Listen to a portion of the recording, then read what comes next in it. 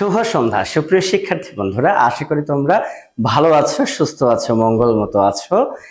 আমি এই ক্লাসে তোমাদেরকে স্বাগত জানাই। সুপ্রিয় শিক্ষার্থী বন্ধুরা, আমরা আজকে আলোচনা করব বাংলাদেশ বিষয়াবলী লেকচার 1-এর দ্বিতীয় খণ্ড নিয়ে। আমরা গতদিন কিন্তু লেকচার 1-এর প্রথম খণ্ড আলোচনা করেছিলাম। আশাবাদী আমরা লেকচার 1 আজকে শেষ করতে পারবো। আর আমাদের লেকচার 1-এর আলোচ্য বিষয় হচ্ছে প্রাচীন বাংলার ইতিহাস। প্রাচীন বাংলার ইতিহাস আমরা লেকচার 1-এ আলোচনা করছি 606 খ্রিস্টাব্দ থেকে 1204 খ্রিস্টাব্দ পর্যন্ত। এবং অলরেডি লেকচার 1-এর প্রথম খণ্ডে আমরা কিন্তু কয়েকটি টপিক আলোচনা করে ফেলেছি। আমরা যে টপিকগুলো আলোচনা করে ফেলেছি সেগুলো আমরা একটু টিক দিয়ে দেই। আমরা বাঙালি জাতির উৎপত্তি, এটি কিন্তু গত ক্লাসে আলোচনা করেছি। প্রাচীন বাংলার যে সীমানা, সেই প্রাচীন বাংলার সীমানা নিয়েও আমরা আলোচনা করেছি। প্রাচীন বাংলার জনপদ নিয়ে আমরা কিন্তু আলোচনা করেছি। আমি ক্লাসের শুরুতে আবারও বলতে চাই, প্রাচীনকালে বাংলা বলে কিন্তু একক কোনো রাষ্ট্র ছিল না, আসলে অনেকগুলো জনপদের সমষ্টি ছিল। এবং মধ্যযুগে যে বাংলার একজন সুলতান শামসুদ্দিন ইলিয়াস শাহ, তিনি সব জনপদগুলোকে একত্র করে বাঙ্গালা নামকরণ করেন এবং সেই বাঙ্গালাই বিকৃত হতে হতে কালের বিবর্তনে হয়েছে আজকের বাংলা বা বাংলাদেশ।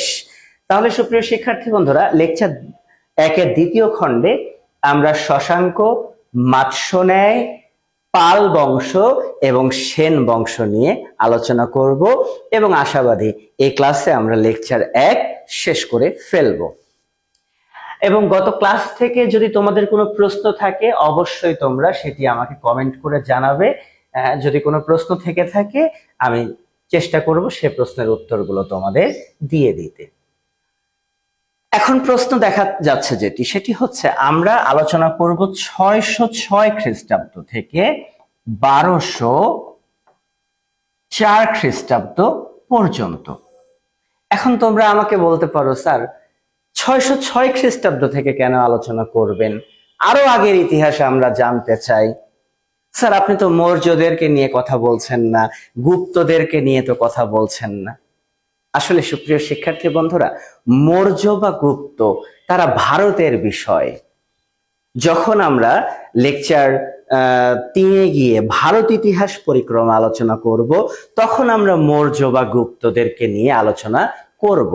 কারণ মৌর্য বা গুপ্ত তারা কিন্তু আমাদের বাংলার কোনো অংশ নয়। হ্যাঁ, আমাদের বাংলা একসময় তাদের শাসনের আওতায় গিয়েছে, বা আমাদের পুন্ড্রনগর বা পুন্ড্রবর্ধন তাদের প্রাদেশিক রাজধানী হিসেবে ব্যবহার হয়েছে। তো যাই হোক, আমরা আলোচনা করব শশাঙ্ক থেকে। 606-এ শশাঙ্ক কি করেছেন? গৌড় রাজ্যকে স্বাধীন করেছেন। কত খ্রিস্টাব্দে গৌড় রাজ্য স্বাধীন হয়েছে? 606। আর আমি তোমাদের গত ক্লাসে বলেছি, গৌড় বলতে আজকের চাঁপাইনবাবগঞ্জ, নদিয়া, মালদা, মুর্শিদাবাদ, বহরমপুর, মূলত এই অঞ্চল মিলে গৌড় ছিল। গৌড় জনপদে শুধুমাত্র এখন চাঁপাইনবাবগঞ্জটা কিন্তু বর্তমান বাংলাদেশের মধ্যে পড়েছে। তাহলে আমরা আলোচনা করব এখন কাকে নিয়ে? আমরা আলোচনা করব শশাঙ্ককে নিয়ে। অর্থাৎ শশাঙ্কের হাত ধরে এ বাংলা প্রথম কি হয়েছে? স্বাধীন হয়েছে। আমি তোমাদেরকে একটু বোঝানোর চেষ্টা করি। ধরো এ বাংলা এরকম বিভিন্ন জনপদে কি ছিল? ধরো এরকম বিভিন্ন জনপদে বিভক্ত ছিল এ বাংলা, তাই কি না? ধরো এই ভিতরের এই জায়গাগুলো এক একটা কি জনপদ।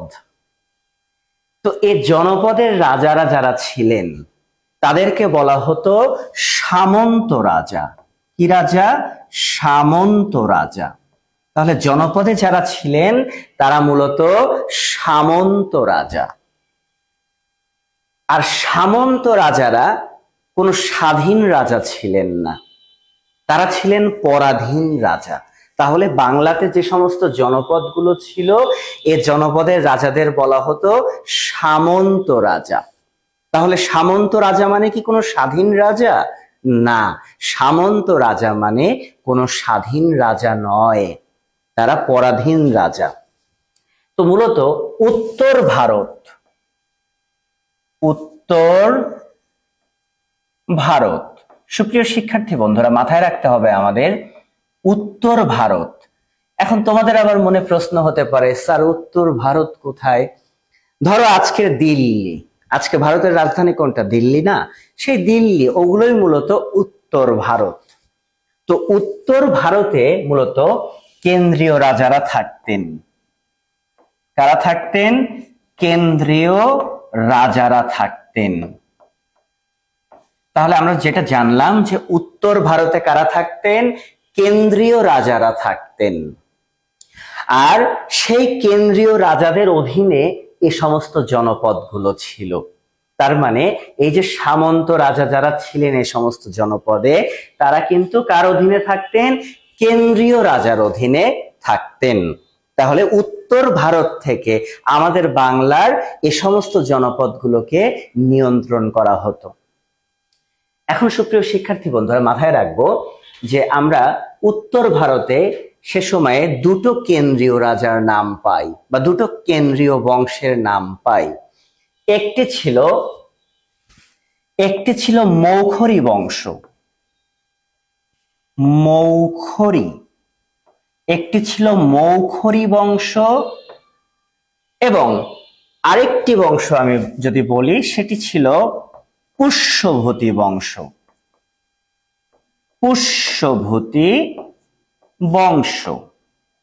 তাহলে আমরা সুপ্রিয় শিক্ষার্থী বন্ধুরা যেটা লক্ষ্য করে দেখলাম যে আমরা মূলত কিন্তু 606 থেকে বাংলার ইতিহাস পড়তে চেষ্টা করছি, এবং আমি বলেছি 606 আগ পর্যন্ত বাংলায় যে সমস্ত জনপদগুলো ছিল এই সমস্ত জনপদের রাজারা ছিলেন সামন্ত রাজা, আর তাদেরকে নিয়ন্ত্রণ করা হতো সেই উত্তর ভারত থেকে।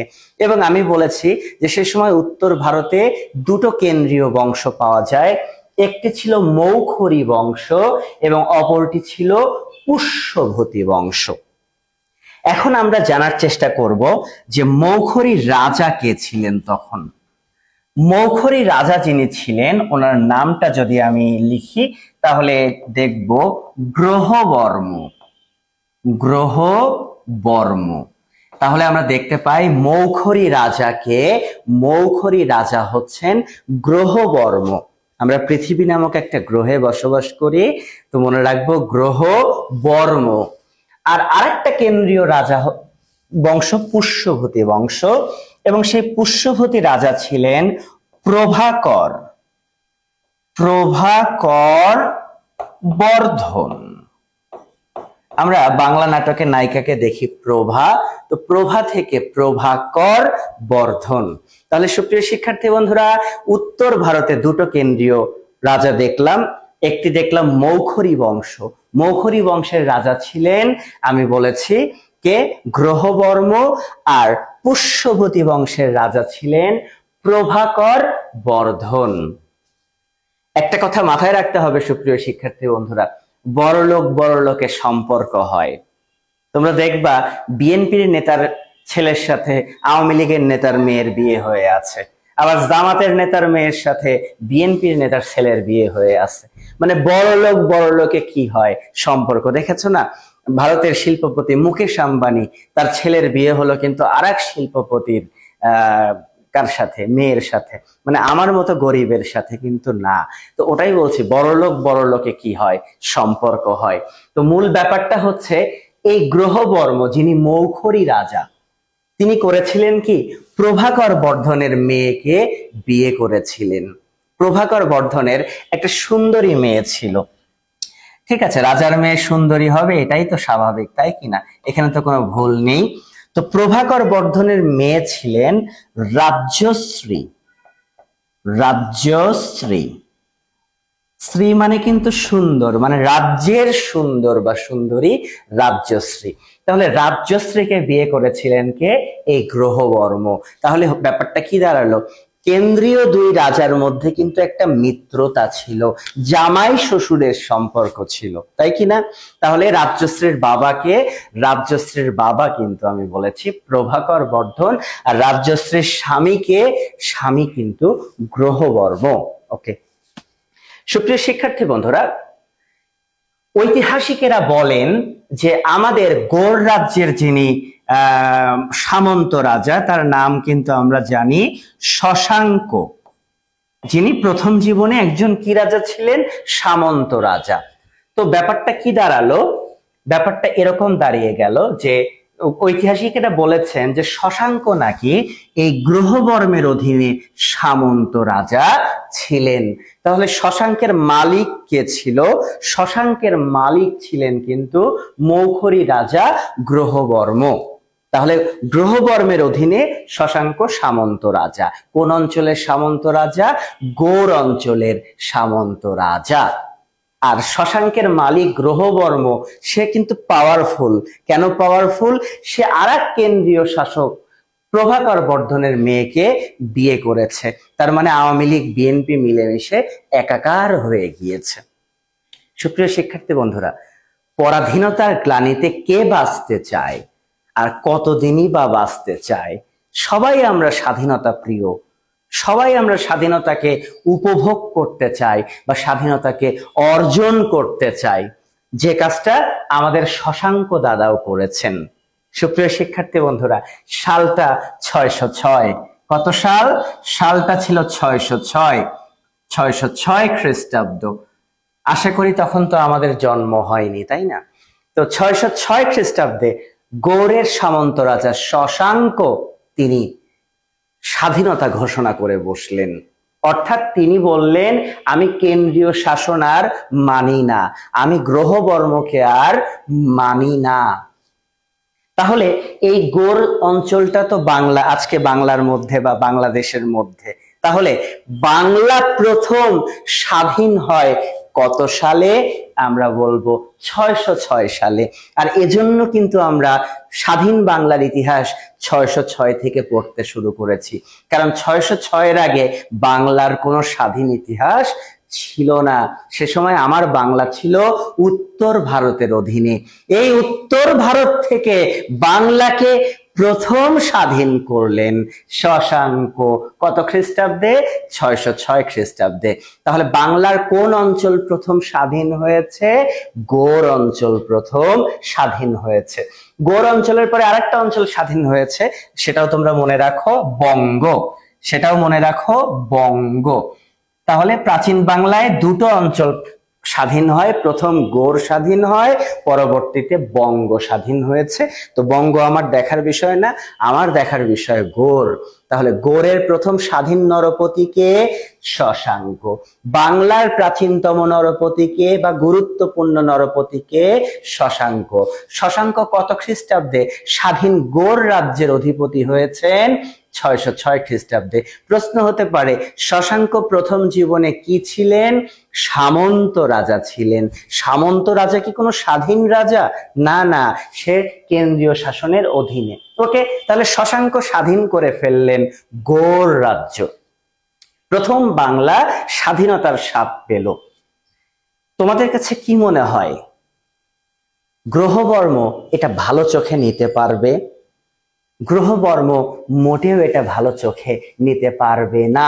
তোমরা দেখো, সাম্প্রতিক সময়ে ভারতের 7 সিস্টার্স এর কিছু রাজ্য স্বাধীনতা দাবি করে বসছে। তোমরা দেখেছো পাকিস্তানের বেলুচিস্তান স্বাধীন হতে চলেছে বা স্বাধীনতা চাচ্ছে। তোমার কাছে কি মনে হয়, ভারত সরকার বা পাকিস্তান সরকার তারা ছেড়ে দেবে সহজে এই অঞ্চলগুলো? না। তেমনি শশাঙ্ক যে গৌড়ের স্বাধীনতা ঘোষণা করেছে, নিশ্চিত কেন্দ্রীয় শাসন মৌখরী বংশ গ্রহবর্ম এটা ভালো চোখে নিতে পারবে না। গ্রহ অবশ্যই আক্রমণ করবে কাকে? শশাঙ্ককে। আর গ্রহ তো পাওয়ারফুল, যেহেতু তার শ্বশুরও কিন্তু একজন পাওয়ারফুল, একজন কেন্দ্রীয় শাসক। কিন্তু দুঃখজনক হলেও সত্য, সুপ্রিয় শিক্ষার্থী বন্ধুরা, শশাঙ্ক যখন গৌড়ের স্বাধীনতার ঘোষণা করেছিলেন, তখন এই প্রভাকর বর্ধন সাহেব তিনি অসুস্থ ছিলেন। প্রভাকর বর্ধন অসুস্থ হয়ে পড়েছিলেন। কিন্তু তারপরেও শশাঙ্ক নিজেকে নিরাপদ মনে করছে না। শশাঙ্ক জানতেন যে কোনো মুহূর্তে এই গ্রহবর্ম তাকে কি করবে? আক্রমণ করবে। শশাঙ্ক তখন কি করলেন? সুপ্রিয় শিক্ষার্থী বন্ধুরা, তোমরা দেখো, শশাঙ্ক তার পার্শ্ববর্তী একজন রাজা দেবগুপ্ত, তিনিও একজন সামন্ত রাজা দেবগুপ্ত। এই দেবগুপ্তের সাথে বন্ধুত্ব করলেন। তাহলে শশাঙ্ক কার সাথে বন্ধুত্ব করলেন? শশাঙ্ক বন্ধুত্ব করলেন দেবগুপ্তের সাথে। কারণ শশাঙ্ক চিন্তা করলেন কোনো কারণে যদি গ্রহবর্ম আক্রমণ করে বসে, শশাঙ্কের পক্ষে এটা এককভাবে ট্যাকেল করা কঠিন। তাই শশাঙ্ক তার পার্শ্ববর্তী রাজা দেবগুপ্তের সাথে বন্ধুত্ব করলেন। বন্ধুত্ব হওয়ার পরে দেবগুপ্ত দেখলেন শশাঙ্ক সব সময় দুশ্চিন্তায় আচ্ছাদিত। কারণ কখন গ্রহ আসে। দেখো না, আমাদের বাস্তবিক জীবনেও কিন্তু আমাদের উপরে গ্রহের প্রভাব থাকে। বলে না ওর শনির দশা চলছে, ওর রাহুর দশা চলছে, তেমনি শশাঙ্ক ভীষণ দুশ্চিন্তাগ্রস্ত যে কখন গ্রহ তাকে কি করে, আক্রমণ করে। কিন্তু বন্ধু দেবগুপ্ত এটা মেনে নিতে পারলো না যে আমার বন্ধু শশাঙ্ক এত দুশ্চিন্তায় থাকবে। তখন আমরা দেখতে পাই কি জানো, এই দেবগুপ্ত সে যে আক্রমণ করে বসে গ্রহবর্মকে। কারণ দেবগুপ্ত ভালো করেই জানতো গ্রহবর্মের শ্বশুর প্রভাকর সে অসুস্থ। আর এই সুযোগে দেবগুপ্ত যে আক্রমণ করে কাকে? গ্রহবর্মকে। সুপ্রিয় শিক্ষার্থী বন্ধুরা, আমি যদি এখানে একটু লেখার চেষ্টা করি তাহলে তোমরা আরো ভালো বুঝতে পারবে যে প্রথম অ্যাটাক কে করলো? প্রথম অ্যাটাক করলো দেবগুপ্ত। আচ্ছা, দেবগুপ্ত কাকে অ্যাটাক করলো? গ্রহবর্মকে। দেবগুপ্ত অ্যাটাক করে বসলো কাকে? গ্রহবর্মকে। ওকে, ফাইন। এর সালটাও কিন্তু এখন আমি তোমাদের যা পড়াবো প্রতিটা সালই কিন্তু 606। আমি 606-এর উপরে যখন আবার উঠবো তখন সেটা বলবো। তাহলে যখন গৌড় রাজ্য স্বাধীন হলো 606-এ শশাঙ্কের হাত ধরে, শশাঙ্ক ভীত সন্ত্রস্ত হয়ে তার পার্শ্ববর্তী রাজা দেবগুপ্তের সাথে বন্ধুত্ব করলো। এবং আমরা দেখতে পেয়েছি দেবগুপ্ত শশাঙ্কের যিনি মানে মূল রাজা মালিক ছিলেন গ্রহবর্ম, দেবগুপ্ত সেই গ্রহবর্মকে আক্রমণ করলো। ভীষণ যুদ্ধ হলো দেবগুপ্তের সাথে গ্রহবর্মের। এবং আমরা সুপ্রিয় শিক্ষার্থী বন্ধুরা এ যুদ্ধের ফলাফল দেখতে পাই। এ যুদ্ধে গ্রহবর্ম কট অ্যান্ড বোল্ড, মারা যান কে? গ্রহবর্ম। ও মাই গড! কেন্দ্রীয় শাসককে কি করা হয়? হত্যা করা হয়। কেন্দ্রীয় শাসক গ্রহবর্ম, যাকে মৌখরী বংশের রাজা বলি, সে কিন্তু মারা গেলেন। এই দুষ্ট দেবগুপ্ত তার নজর পড়লো এবার গ্রহবর্মের সুন্দরী স্ত্রী। গ্রহের স্ত্রী কে ছিল? রাজ্যশ্রী। গ্রহের স্ত্রী কে ছিলেন? রাজ্যশ্রী। এই রাজ্যশ্রীর দিকে নজর পড়লো কার? দেবগুপ্তের। দেবগুপ্ত এবার রাজ্যশ্রীকে ধরবার জন্য উদ্যত হলেন। রাজ্যশ্রী পলায়ন করলেন এবং বাঁচাও বাঁচাও বলতে থাকলেন। বাংলা সিনেমায় তোমরা দেখো না, নায়িকা জঙ্গলের মধ্যে দৌড়াচ্ছে, বাঁচাও বাঁচাও, পিছন পিছন কে দৌড়াচ্ছে? ভিলেন দৌড়াচ্ছে। তারপরে দেখা যায় হয়তো নায়ক বা নায়িকার ভাই চলে আসে। সুপ্রিয় শিক্ষার্থী বন্ধুরা, তাহলে প্রথম যুদ্ধে মারা গেলেন কে? গ্রহবর্ম। বিধবা হলেন কে? রাজ্যশ্রী। এই নিউজটা যেই চলে গেল প্রভাকর বর্ধনের কানে, তিনি তো এমনি অসুস্থ, বিছনাগত হয়েছেন, যে দেবগুপ্ত, শশাঙ্কের বন্ধু দেবগুপ্ত আক্রমণ করে আপনার মেয়ের জামাইকে হত্যা করেছে, এমনকি আপনার মেয়েকেও ধরবার জন্য উদ্যত। কোনো বাবা এই নিউজ নিতে পারে? আমার মনে হয় না। সুপ্রিয় শিক্ষার্থী বন্ধুরা, এটা শোনা মাত্র আবার কট অ্যান্ড বোল্ড হয়ে গেলেন প্রভাকর বর্ধন। হায় হায় হায়! কেন্দ্রীয় দুই রাজা ইন দা ভোগ অফ মা, কেন্দ্রীয় দুই রাজাই মারা গেলেন। মারা গেলেন দেবগুপ্ত, মারা গেলেন প্রভাকর বর্ধন। আর পথে পথে দৌড়াচ্ছে প্রভাকরের মেয়ে, গ্রহের স্ত্রী রাজ্যশ্রী। সুপ্রিয় শিক্ষার্থী বন্ধুরা, যেই প্রভাকর বর্ধন মারা গেলেন, সাথে সাথে প্রভাকর বর্ধনের বড় ছেলের নামটা ছিল রাজ্যবর্ধন। রাজ্যবর্ধন। সুপ্রিয় শিক্ষার্থী বন্ধুরা, তার মানে রাজ্যশ্রীর ভাই কিন্তু রাজ্যবর্ধন। কি সুন্দর ভাই বোনের নাম মিলিয়ে রাখা ছিল। রাজ্যবর্ধনের বোন হচ্ছেন রাজ্যশ্রী। তো আমরা দেখতে পেলাম ক্ষমতায় বসলেন রাজ্যবর্ধন। বাবা মারা গিয়েছে, রাজ্যবর্ধন ক্ষমতায় বসে শুধুমাত্র শপথ নিলেন। শপথ নিয়ে তার প্রধান কাজ কি? তার প্রধান কাজ হচ্ছে আগে বোনকে উদ্ধার করা, এবং রাজ্যবর্ধন তার দলবল নিয়ে আক্রমণ করে বসলেন কাকে? দেবগুপ্তকে। সুপ্রিয় শিক্ষার্থী বন্ধুরা, দ্বিতীয় যুদ্ধে আমরা চলে যাচ্ছি এখন। দ্বিতীয় যুদ্ধে যে আমরা যেটা দেখব সেটি হচ্ছে এবার রাজ্যবর্ধন, প্রভাকরের ছেলে রাজ্যবর্ধন, সে কাকে আক্রমণ করলো? সে আক্রমণ করে বসলো দেবগুপ্তকে। এখানে একটু বলে রাখা ভালো সুপ্রিয় শিক্ষার্থী বন্ধুরা, যে যখন রাজ্যবর্ধন দেবগুপ্তকে আক্রমণ করে বসলো, তখন শশাঙ্ক দাদা, আমাদের গোরের রাজা, গোরের স্বাধীন নরপতি, তিনি কিন্তু চুপচাপ বসে থাকতে পারলেন না। তিনি বুঝতে পারলেন যে তার বন্ধু দেবগুপ্ত হয়তো বিপদে পড়তে চলেছে। ফলে শশাঙ্ক দাদা তিনি কিন্তু সুপ্রিয় শিক্ষার্থী বন্ধুরা সৈন্য নিয়ে তিনিও অগ্রসর হলেন। খেলা হবে এবার, তিন পক্ষের মধ্যে যুদ্ধ হবে, কারণ শশাঙ্ক বুঝতে পারছেন তার বন্ধু দেবগুপ্ত হয়তো বিপদে পড়ে যেতে পারে। তাহলে শশাঙ্ক রওনা দিয়ে দিল। এদিকে রাজ্যবর্ধনের সাথে যুদ্ধ বেঁধে গেল কার?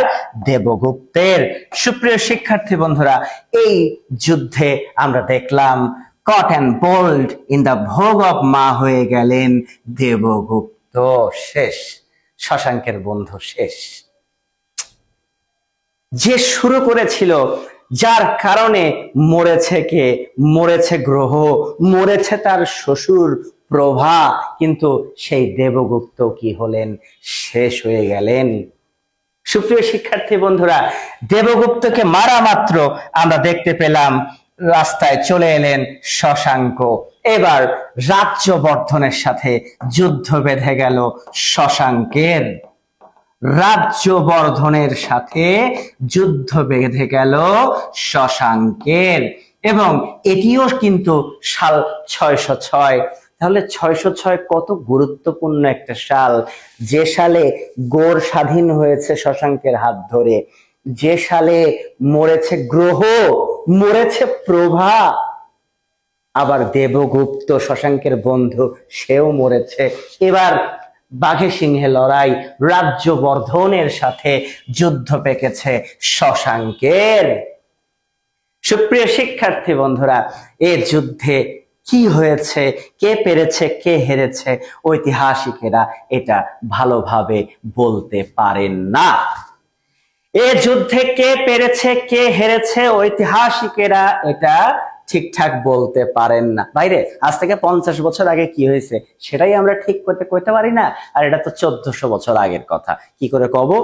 তো সুপ্রিয় শিক্ষার্থী বন্ধুরা, ঐতিহাসিকেরা বলেছেন যে এ যুদ্ধের একটা পর্যায়ে শশাঙ্ক এবং রাজ্যবর্ধনের মধ্যে একটা মিত্রতা স্থাপিত হয়েছে।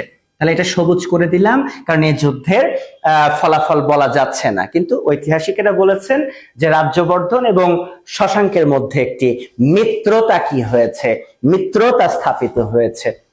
এবং মিত্রতা স্থাপিত হওয়ার পরে শশাঙ্ক রাজ্যবর্ধনকে গড়ে আমন্ত্রণ জানিয়েছেন যে মহারাজ রাজ্যবর্ধন, আপনি আসেন, আমার গড়ে আসেন, আমার স্বাধীন গড়ে এসে এই গরিবের বাসায় দুমুঠ ডাল ভাত খেয়ে যান।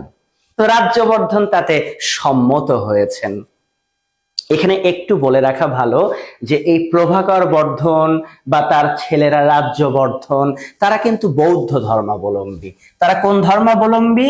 তারা কিন্তু বৌদ্ধ ধর্মাবলম্বী। তার মানে প্রভাকর বর্ধন বা রাজ্যবর্ধন তারা মূলত বৌদ্ধ ধর্মাবলম্বী। আর শশাঙ্ক, ওনাকে নিয়ে আমি যদি বলি, শশাঙ্ক তিনি ছিলেন শৈব। তিনি কি ছিলেন? তিনি ছিলেন শৈব। শৈব অর্থ যারা শিবের উপাসনা করেন, শৈব অর্থ যারা শিবের উপাসনা করেন। তাহলে শশাঙ্ক ছিলেন শৈব ধর্মাবলম্বী, আর এদিকে রাজ্যবর্ধন ওনারা ছিলেন বৌদ্ধ ধর্মাবলম্বী। তো 606 রাজ্যবর্ধন শশাঙ্কের মধ্যে কি হয়? যুদ্ধ হয়। যুদ্ধের ফলাফল ঐতিহাসিকরা বলতে পারেন না, তবে ধারণা করা হয় তাদের মধ্যে একটা মিত্রতা স্থাপিত হয়, আর এই মিত্রতা স্থাপিত হলে শশাঙ্ক রাজ্যবর্ধনকে গড়ে আমন্ত্রণ জানান। রাজ্যবর্ধন সে আমন্ত্রণ স্বীকার করেন এবং আমরা দেখতে পাই রাজ্যবর্ধন তিনি গড়ে চলে আসেন শশাঙ্কের নিমন্ত্রণ অর্থাৎ দাওয়াত খেতে। আর গড়ে আসা মাত্র শশাঙ্ক তার রাজগৃহে রাজ্যবর্ধনকে জড়িয়ে ধরেন। আসেন মহারাজা আসেন, নওগাঁর ভাষায় যদি বলি বুকত আসেন, বুকত। নওগাঁর মানুষটা একেবারে বুকতায়, বুকত। তো শশাঙ্ক বুকত কারে টেনে নেয়? রাজ্যবর্ধনকে টেনে নেয় এবং টেনে নিয়ে শশাঙ্ক পিছন থেকে ছুরি চালায় রাজ্যবর্ধনকে। শেষ শেষ আরেকটি উইকেটের পতন। এই উইকেটের পতন আমরা দেখতে পেলাম রাজ্যবর্ধন। তাহলে রাজ্যবর্ধনকে আমরা দেখতে পেলাম যুদ্ধ করে কিন্তু শশাঙ্ক পরাজিত করেননি। শশাঙ্ক রাজ্যবর্ধনকে ছল করে পিছন থেকে ছুরি মেরে হত্যা করেছেন। হতে পারে শশাঙ্ক খারাপ, কিন্তু সুপ্রিয় শিক্ষার্থী বন্ধুরা আমার কাছে ভালো, আমাদের কাছে ভালো, কারণ এই বাংলাকে প্রথম স্বাধীন করেছেন কিন্তু শশাঙ্ক। ঘোর রাজ্যের প্রথম স্বাধীন রাজা শশাঙ্ক। তাই আমরা শশাঙ্কের সাপোর্টে কথা বলবো। তাহলে মারা গেলেন কে? মারা গেলেন রাজ্যবর্ধন। এটাও কিন্তু 606 সালেরই ঘটনা। কি একটা ভয়ঙ্কর সাল! একের পর এক ঘটনা ঘটেই চলেছে, ঘটেই চলেছে। সুপ্রিয় শিক্ষার্থী বন্ধুরা, যেই না মারা গেলেন রাজ্যবর্ধন, আবার কিন্তু কনৌজের সিংহাসন, আসলে এই প্রভাকর বর্ধন, রাজ্যবর্ধন তাদের সিংহাসন ছিল কিন্তু মূলত কনৌজ। ঠিক আছে, কনৌজের সিংহাসন কি হয়ে গেল? ফাঁকা হয়ে গেল। আমি যদি একটু লেখার চেষ্টা করি, কনৌজ মূলত তারা কোথায় বসতেন? তারা বসতেন কনৌজে, কনৌজের সিংহাসন। আচ্ছা, এখন প্রশ্ন হচ্ছে সিংহাসন ফাঁকা, রাজ্যবর্ধন মরেছে। এ মৃত্যুর সংবাদ শোনা মাত্র রাজ্যবর্ধনের ছোট ভাই ছিল হর্ষবর্ধন। ভদ্রলোকের নাম কি? ভদ্রলোকের নাম হচ্ছে হর্ষবর্ধন। হর্ষবর্ধন এবার সিংহাসনে বসলেন, কনৌজের সিংহাসনে বসলেন এবার রাজ্যবর্ধনের পরে হর্ষবর্ধন। এবং তিনি সিংহাসনে বসে তিনি যে শপথ নিলেন, তিনি বললেন পৃথিবীকে গড় শূন্য করে দেবেন। কি রাগ থাকতে পারে হর্ষবর্ধনের, একটাবার তোমরা চিন্তা করো। তিনি বললেন পৃথিবীকে গড় শূন্য করে দিবেন, মানে পৃথিবীতে গড় বলে কোনো জায়গা থাকবে না। যেমন খালেদা জিয়া একবার বলেছিলেন না যে গোপালগঞ্জের নাম মুছে দেবেন, এর আগেই তিনি বলেছেন বালু ট্রাক দিয়ে তাকে আটকে রাখা হয়েছিল। তেমনি হর্ষবর্ধন বললেন পৃথিবীকে গড় শূন্য করে দেবেন তিনি। সুপ্রিয় শিক্ষার্থী বন্ধুরা, হর্ষবর্ধন সিংহাসনে বসা মাত্র তিনি এবার আক্রমণ করে বসলেন শশাঙ্ককে। আবার খেলা শুরু। সুপ্রিয় শিক্ষার্থী বন্ধুরা, আরেকটা যুদ্ধ দেখতে চলেছি। এবার হর্ষবর্ধন কেন্দ্রীয় শাসক, তিনি আক্রমণ করে বসলেন গড়ের স্বাধীন রাজা শশাঙ্ককে। কাকে আক্রমণ করলেন? শশাঙ্ককে আক্রমণ করলেন। এ সালটাও কিন্তু 606 সাল। শেষ হচ্ছে না 606, কিন্তু একের পর এক উইকেট পড়ছে, তোমরা দেখতে পাচ্ছ।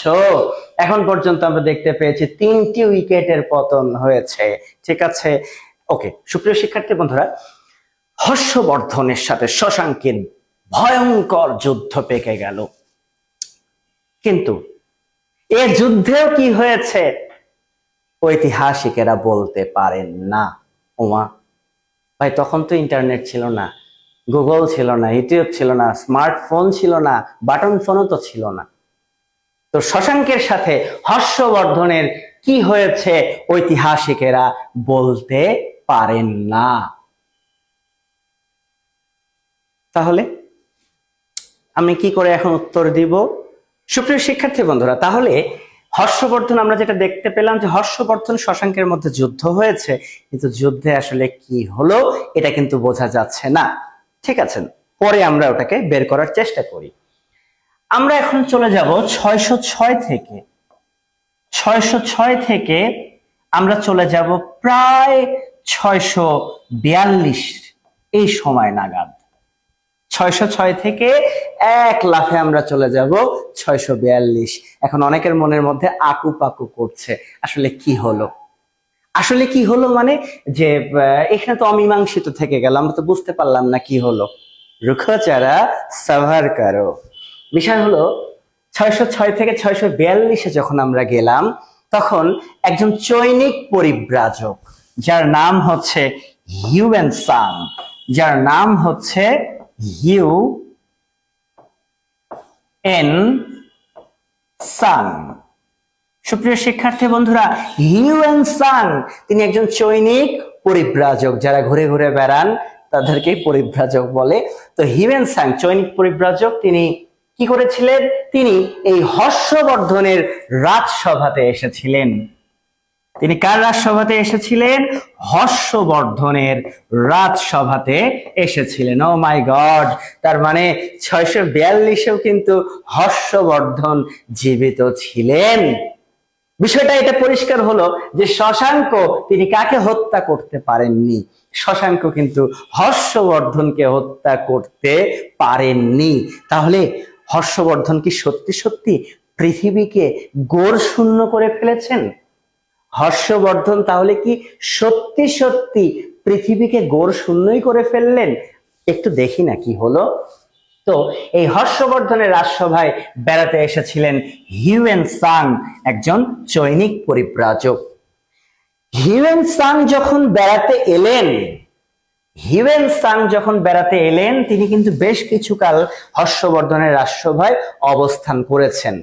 এই হিউয়েন সাং তিনিও একজন বৌদ্ধ ধর্মাবলম্বী, এবং আমি একটু আগেও তোমাদেরকে বলেছি যে হর্ষবর্ধন বা তার বড় ভাই রাজ্যবর্ধন বা বাবা প্রভাকর বর্ধন, তারাও কিন্তু বৌদ্ধ ধর্মাবলম্বী। তো এই হিউয়েন সাং এসেছিলেন মূলত নালন্দা বৌদ্ধ বিহারে। নালন্দা বৌদ্ধ বিহারে কেন এসেছিলেন?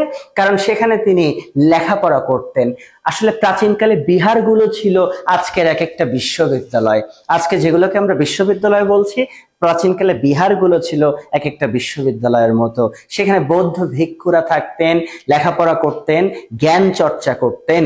সুপ্রিয় শিক্ষার্থী বন্ধুরা, এই হিউয়েন সাং তিনি এসেছিলেন নালন্দা বৌদ্ধ বিহারে লেখাপড়া করতে, এবং হিউয়েন সাং এর শিক্ষাগুরু বা দীক্ষাগুরু যাই বলি না কেন, শিক্ষাগুরু বা দীক্ষাগুরু যিনি ছিলেন, ওনার নামটা ছিল শিলভদ্র।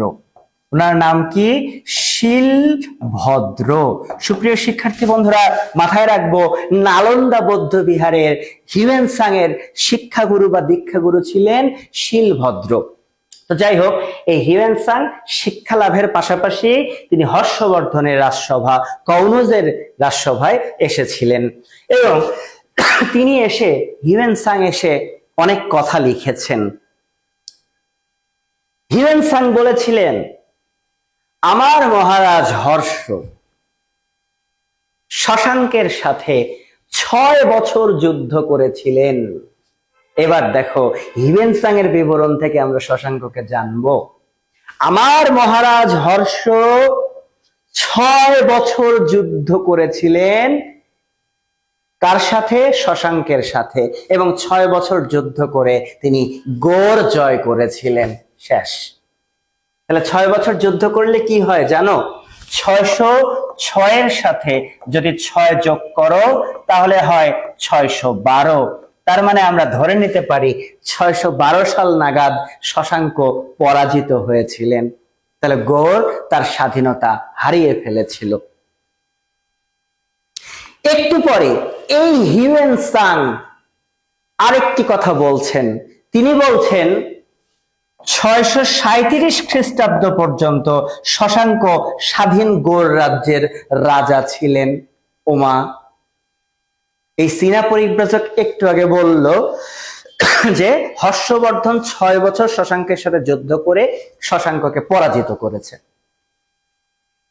এই হিউয়েন আবার একটু পরে তার একটা বিবরণীতে বলেছে 637 খ্রিস্টাব্দ পর্যন্ত শশাঙ্ক স্বাধীন গৌড় রাজ্যের রাজা ছিলেন। আমি এবার কোন দিকে যাব? এখন তোমরা আমাকে বলবা, স্যার চায়না জিনিস মানে আসলেই ভোগী চোগী। আমরা বর্তমানে বলি না, এ চায়না জিনিস ভালো না, ভোগী চোগী, ওর কোনো ওয়ারেন্টি গ্যারান্টি নাই। তো আসলেই চায়না ভোগী চোগী। কেন ভোগী চোগী? কারণ এই হিউয়েন চায়না সে এক মুখে দুরকম কথা বলে বসলো। এখন আমাদের ঐতিহাসিকরা বিপদে পড়ে গেল, কি ধরে নিবে? 612 কি শশাঙ্ক তাহলে পরাজিত হয়েছে? আবার হিউয়েন বলছে 637-এ শশাঙ্ক, মানে 637 পর্যন্ত শশাঙ্ক স্বাধীন গৌড় রাজ্যের রাজা। না, এখানে একটা খেল আছে। খেল হচ্ছে, প্রথম কথা, হিউয়েন কার রাজসভায় এসেছিল? হর্ষবর্ধনের রাজসভায়। নিশ্চিত সে হর্ষবর্ধনের স্তুতি করেই কথা বলবে। ধরো আমি এখন তোমার বাড়িতে বেড়াতে যাব, আমি এখন তোমার বাড়িতে বেড়াতে গেলে ধরো তুমি আমাকে মাছ দিয়ে ভাত দিয়েছো, দেখা গেল মাছের ঝোলে প্রচুর লবণ ঝাল, কোন রকমে আমি খেলাম। খাবার পরে তুমি বললা যে কেমন লেগেছে, আমি বললাম অসাধারণ, মুখে লেগে থাকার মতো। তার মানে তোমার বাড়ির খাবার যদি আমাকে খারাপও দাও তাও আমি উচ্চ প্রশংসা করব, কারণ আমি তোমার বাড়িতে বেড়াতে গিয়েছি। তো হিউয়েন বেড়াতে এসেছে হর্ষবর্ধনের রাজসভায়, তাহলে সে হর্ষবর্ধনের স্তুতি করবে, এটাই স্বাভাবিক। আবার হর্ষবর্ধনও বৌদ্ধ, হিউয়েন ও বৌদ্ধ, এখানে বৌদ্ধ বৌদ্ধ একটা কানেক্টিভিটি তো রয়েছে। কিন্তু সুপ্রিয় শিক্ষার্থী বন্ধুরা, 619 খ্রিস্টাব্দে শশাঙ্কের একটা তাম্র শাসন পাওয়া যায়। তাম্র শাসন কি সহজে বোঝাই? দেখো না, আজকে প্রধানমন্ত্রী, প্রধান উপদেষ্টা, মন্ত্রীরা কোনো কাজ করলে, কোনো কিছু উদ্বোধন করলে পাথরের ফলক চিত্রে খোদাই করে লেখা থাকে যে পদ্মা সেতু উদ্বোধন করলেন অমুক, মেট্রো রেল উদ্বোধন করলেন অমুক। আর প্রাচীনকালে রাজারা যদি কোনো কিছু করতেন, মানে কোনো স্বাধীন রাজা, কোনো সামন্ত রাজা না, কোনো স্বাধীন রাজা যদি কোনো কিছু করতেন, তাহলে তামার পাত্রে খোদাই করে সেটা লেখা থাকতো। তাম্র শাসন কখনো কোনো পরাধীন রাজা কি করতে পারেনি, উৎকীর্ণ করতে পারেনি। তাম্র শাসন একমাত্র উৎকীর্ণ করেছেন কারা? স্বাধীন রাজা। তাহলে 619 খ্রিস্টাব্দে শশাঙ্কের তাম্র শাসন পাওয়া গেল, আমর জালা। এবার 619 খ্রিস্টাব্দে শশাঙ্কের তাম্র শাসন পাওয়া গেল, গঞ্জম তাম্র শাসন। সেই জায়গার নামটা কি? গঞ্জম। গঞ্জম তাম্র শাসন। তাহলে এই গঞ্জম আমাকে আরো গ্যাঞ্জাম পাকায় দিল। হিউয়েন এর বর্ণনাতে 612-তে শশাঙ্ক পরাজিত হয়। আচ্ছা 12 না ধরলাম, 13-তে, 13 না ধরলাম 14-তে, কিন্তু 619 খ্রিস্টাব্দে শশাঙ্কের তাহলে তাম্র শাসন কেন পাওয়া গেল? তার মানে 619 পর্যন্ত শশাঙ্ক কি স্বাধীন? হ্যাঁ, হিউয়েন যেহেতু পরে আবার বলেছে 637 পর্যন্ত শশাঙ্ক স্বাধীন গৌড়ের রাজা ছিলেন। এগুলো তথ্য উপাত্ত নিয়ে আমাদের ঐতিহাসিকরা বিশ্লেষণ করে বলেছেন, হয়তো এমন হয়েছে শশাঙ্কের সাথে হর্ষবর্ধনের যুদ্ধ হয়েছে, যুদ্ধে হয়তোবা শশাঙ্ক পরাজিতই হয়েছেন। কিন্তু হর্ষবর্ধন বৌদ্ধ ধর্মাবলম্বী, তিনি খুবই উদারনৈতিক, তিনি হয়তোবা শশাঙ্ককে ক্ষমা করে দিয়েছেন। ঠিক আছে, যা হারার আমি হারিয়েছি, শশাঙ্ক তুমি চলে যাও, তুমি স্বাধীনভাবে রাজত্ব করো।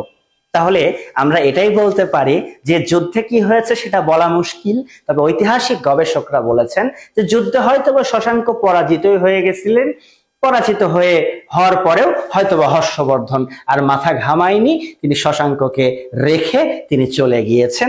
শশাঙ্ক স্বাধীনভাবে 637 পর্যন্ত শাসন করেছেন।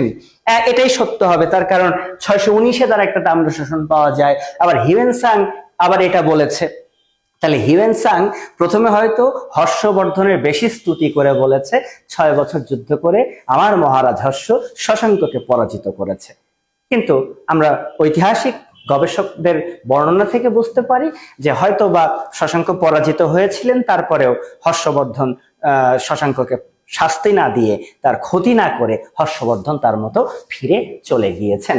তাহলে সুপ্রিয় শিক্ষার্থী বন্ধুরা, আমরা বুঝে ফেলেছি যে 606 থেকে আমরা বুঝতে পেরেছি প্রায় 637 পর্যন্ত স্বাধীন গৌড় রাজ্যের নরপতি কে ছিলেন? শশাঙ্ক ছিলেন। তাহলে বাংলার প্রথম স্বাধীন নরপতি শশাঙ্ক, বাংলার সবচেয়ে প্রাচীন গুরুত্বপূর্ণ নরপতি শশাঙ্ক, স্বাধীন গৌড় রাজ্যের প্রথম অধিপতি শশাঙ্ক। এবং যদি কখনো পরীক্ষায় প্রশ্ন আসে শশাঙ্ক কোন ধর্মাবলম্বী, আমরা জেনেছি তিনি শৈব ধর্মাবলম্বী। সুপ্রিয় শিক্ষার্থী বন্ধুরা, যদি কখনো পরীক্ষায় প্রশ্ন আসে উত্তর ভারতে মানে সেন্ট্রালে উত্তর ভারতে শশাঙ্কের প্রধান প্রতিদ্বন্দ্বী কে ছিলেন, তাহলে কিন্তু হবে হর্ষবর্ধন। কারণ হর্ষবর্ধনের সাথে শশাঙ্ককে জীবনের বেশি সময় কাটাতে হয়েছে। তাই তো যদি পরীক্ষায় প্রশ্ন হয় উত্তর ভারতে শশাঙ্কের প্রধান প্রতিদ্বন্দ্বী কে? মহারাজ হর্ষবর্ধন। মনে থাকবে, উত্তর ভারতে শশাঙ্কের প্রধান প্রতিদ্বন্দ্বী মহারাজ হর্ষবর্ধন। পৃথিবীকে গৌড় শূন্য করতে চেয়েছিলেন এই হর্ষবর্ধন। যে হর্ষবর্ধনের সভাকবি ছিলেন বাণভট্ট। বাণভট্ট মনে রাখতে হবে, হর্ষবর্ধনের সভাকবি ছিলেন বাণভট্ট। আমরা বান মারি না, মানুষ বলে না যে ওরে বান মারছে, বান মারার ফলে ওর ক্ষতি হয়েছে। তো বাণভট্টকে হর্ষবর্ধনের সভাকবি। এবং এই বাণভট্ট কিন্তু হর্ষচরিত লিখেছিলেন। যদি পরীক্ষাতে কখনো প্রশ্ন হয় হর্ষচরিতের লেখককে? বাণভট্ট। হর্ষবর্ধনের রাজধানী কোথায় ছিল? আবারও বলবো কনৌজ। যদি প্রশ্ন হয় যে হর্ষবর্ধন ওনারা কোন ধর্মাবলম্বী? বৌদ্ধ ধর্মাবলম্বী। উত্তর ভারতে শশাঙ্কের প্রধান প্রতিদ্বন্দ্বী হর্ষবর্ধন।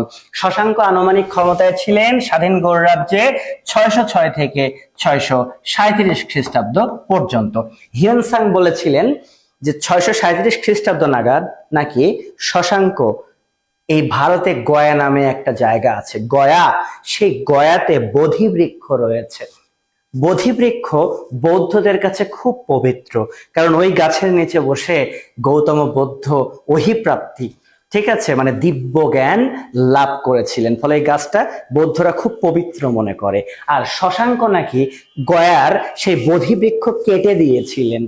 আর এই বোধি বৃক্ষ কাটার ফলে শশাঙ্কের গায়ে নাকি ঘা পশ্চা সৃষ্টি হয় এবং শশাঙ্ক ঘা পশ্চা থেকে মারা যান। এটা কে বলেছেন? এটা হিউয়েন-সাং বলেছেন। যাই হোক, যেভাবেই হোক মারা গেছেন, কিন্তু 637 পর্যন্ত প্রায় তিনি ক্ষমতাতে ছিলেন। শশাঙ্কের রাজধানীর নামটা কিন্তু আমরা একটু জানি, কর্ণ। গত ক্লাসেও বলেছি সুবর্ণ। শশাঙ্কের রাজধানীর নামটা কিন্তু কর্ণ সুবর্ণ। যে কর্ণ সুবর্ণের অবস্থান কিন্তু মুর্শিদাবাদের মধ্যে, ঠিক আছে। কর্ণ সুবর্ণের অবস্থান পশ্চিমবঙ্গে কার মধ্যে? মুর্শিদাবাদের মধ্যে। এটা অনেকবার বিভিন্ন পরীক্ষাতে এসেছে। শশাঙ্কের রাজধানী কর্ণ সুবর্ণ। তাহলে সুপ্রিয় শিক্ষার্থী বন্ধুরা, আমরা শশাঙ্ক চ্যাপ্টারটাকে শেষ করতে পেরেছি।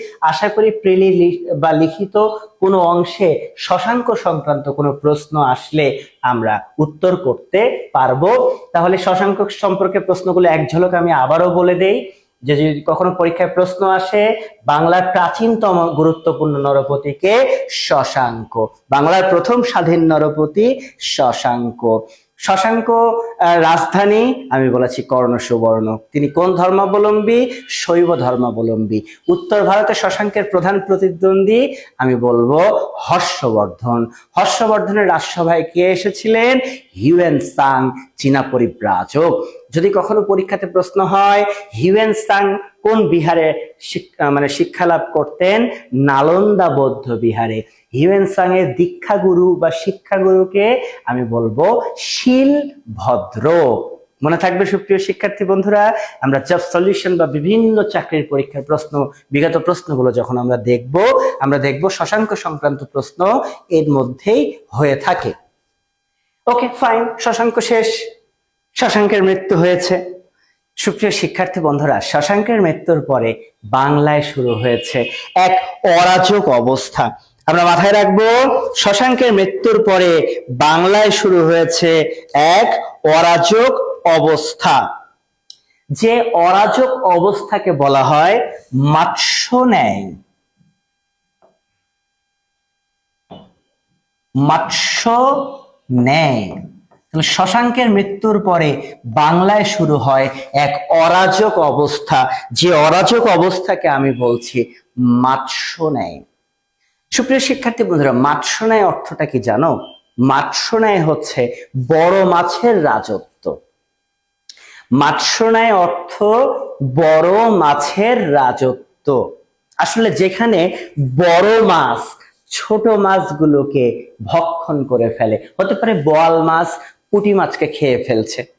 আসলে আইন শৃঙ্খলার অবনতি, আইন শৃঙ্খলার অবনতি, তাকেই বলা হয় অরাজক অবস্থা বা মাৎস্য ন্যায়। তাহলে সুপ্রিয় শিক্ষার্থী বন্ধুরা, শশাঙ্কের মৃত্যুর পরে বাংলায় শুরু হয়ে যায় এই অরাজক অবস্থা, এই মাৎস্য ন্যায় অবস্থা। জোর যার মুলুক তার। আজকে আমি রাজা হলাম, কালকে তুমি আমাকে মেরে তুমি রাজা হলে, পরশু তোমাকে আর একজন মেরে সে রাজা হলো।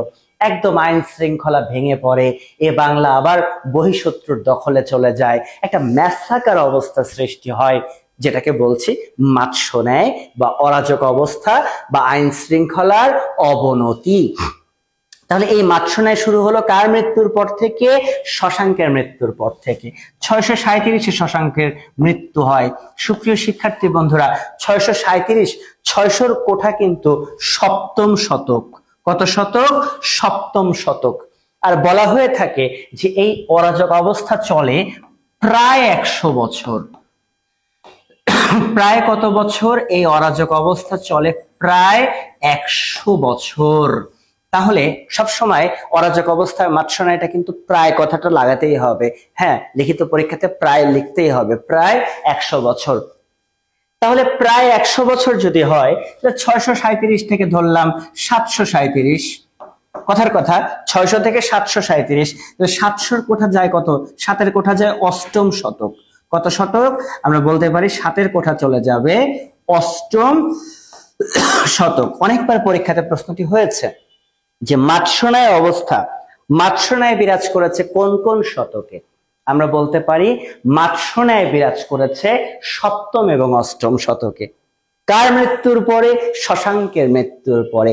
মাৎস্য ন্যায় বলতে কি বোঝো? অরাজক অবস্থা, আইন শৃঙ্খলার অবনতি। সুপ্রিয় শিক্ষার্থী বন্ধুরা, তাহলে যদি আবারও বলি কোন কোন শতকে মাৎস্য ন্যায় চলেছে? সপ্তম অষ্টম শতকে। এখন প্রশ্ন যে এই যে অরাজক অবস্থা শশাঙ্কের মৃত্যুর পরে, এই অরাজক অবস্থার অবসান কিভাবে হয়েছে? এই অরাজক অবস্থার অবসান কিভাবে হয়েছে? এখন তো প্রশ্ন দেখা দিল। সুপ্রিয় শিক্ষার্থী বন্ধুরা, সাধারণভাবে বলা হয়ে থাকে যে এই অরাজক অবস্থার অবসানের পিছনে একটা গল্প রয়েছে। এটা একটা কিন্তু মানে কাকতালীয় একটা গল্প, কাল্পনিক একটা গল্প। একটু গল্পটা করি তোমাদের। এই গল্পটা করেছেন লামা তারনাথ। লামা তারনাথ, আমরা মাথায় রাখবো এই গল্পটি করেছেন লামা তারনাথ, একজন সাহিত্যিক। তিনি গল্প করেছেন কিভাবে, মানে অরাজক অবস্থার অবসান কিভাবে হয়েছে সে গল্পটি তিনি করেছেন। গল্পটি শোনো। লামা তারনাথ বলছেন, এক আগন্তুক ব্যক্তি, আগন্তুক মানে অজ্ঞাতনামা একজন ব্যক্তি, তিনি হেঁটে যাচ্ছেন রাস্তা দিয়ে এক বাড়ির পাশ দিয়ে। তো হেঁটে যেতেই আগন্তুক ব্যক্তি শুনলেন বাড়ির মধ্যে খুব কান্নাকাটি চলছে, হাউমাউ করে কাঁদছে সবাই। তখন আগন্তুক ব্যক্তি বাড়ির মধ্যে প্রবেশ করলেন, করে সবাইকে বললেন, তোমরা কাঁদছো কেন, কি হয়েছে তোমাদের? তখন বাড়ির লোকজন জানালেন যে বিষয়টি, সেটি হচ্ছে যে আমাদের অঞ্চলে প্রতিদিন কোনো না কোনো বাড়ির একটি ছেলেকে রাজা বানানো হয়। ভালো কথা, রাজা হয়, কিন্তু সেই রাজা যখন রাতের বেলা রাজপ্রাসাদে অবস্থান করেন, তখন রাজপ্রাসাদে যখন অবস্থান করেন তখন নাগ রাক্ষসী সে রাজাকে খেয়ে ফেলে, ভক্ষণ করে। তো আজকে আমাদের বাড়ির ছেলেকে রাজা বানানো হয়েছে, ফলে আজকে আমাদের ছেলের শেষ দিন, আজকে রাতে নাগ রাক্ষসী তাকে খেয়ে ফেলবে। এ কথা শুনে আগন্তুক বলে, ঠিক আছে, তোমার ছেলের পরিবর্তে যদি আমি রাজা হই, তোমার ছেলের পরিবর্তে যদি আজকে আমি রাজা হই, তোমাদের কোনো আপত্তি? বাড়ির লোকজন খুশি না? আপত্তি তো নাই, আমার ছেলেটা বেঁচে গেল। তা আগন্তুক বললেন, ঠিক আছে, আজকে আমি রাজা। ওকে, ফাইন। আমরা যেটা দেখতে পেলাম সুপ্রিয় শিক্ষার্থী বন্ধুরা, সে আগন্তুক ব্যক্তি হলেন রাজা, এবং রাতের বেলা তিনি রাজপ্রাসাদে অবস্থান করছিলেন। যথারীতি নাগ রাক্ষসী ঢুকে পড়ে এবং তাকে ভক্ষণ করবে, তাকে খেয়ে ফেলবে। এই আগন্তুক ব্যক্তি আবার ছিলেন হিন্দুদের এক দেবী চুন্ডা, চুন্ডা দেবীর ভক্ত। হিন্দুদের একজন দেবী চুন্ডা দেবীর ভক্ত। তার কাছে চুন্ডা দেবীর মন্ত্রপুত একটা লাঠিও ছিল। তো এই আগন্তুক ব্যক্তি কি করলেন, তিনি যেই নাগ রাক্ষসী তাকে খেতে এসেছে, মানে রাজাকে, তিনি তার মন্ত্রপুত লাঠিটা বের করে চাঁপাই নবাবগঞ্জের একটা ভাষা, ভক্কাম ভক্কাম করে একটা বাড়ি মারলেন নাগ রাক্ষসীকে। নাগ রাক্ষসী শেষ, উইকেটের পতন, মারা গেল নাগ রাক্ষসী। বেঁচে থাকলো এই আগন্তুক রাজা। পরের দিন সকালে সবাই হতভম্ব, বিস্মিত যে মারা গিয়েছে নাগ রাক্ষসী, কিন্তু এই আগন্তুক রাজা বেঁচে আছেন।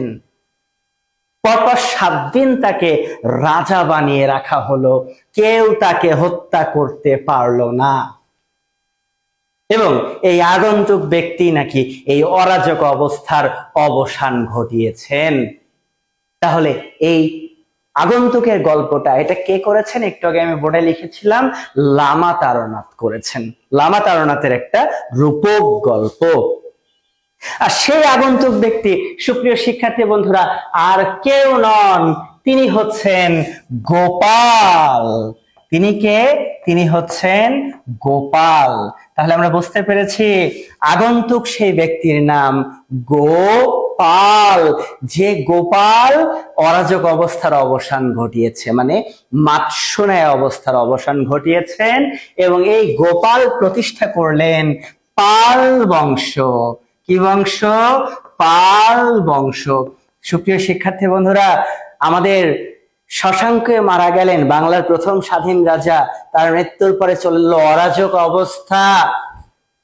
সেই অরাজক অবস্থার অবসান ঘটালেন গোপাল, যিনি প্রতিষ্ঠা করলেন পাল বংশ। মাথায় থাকবে।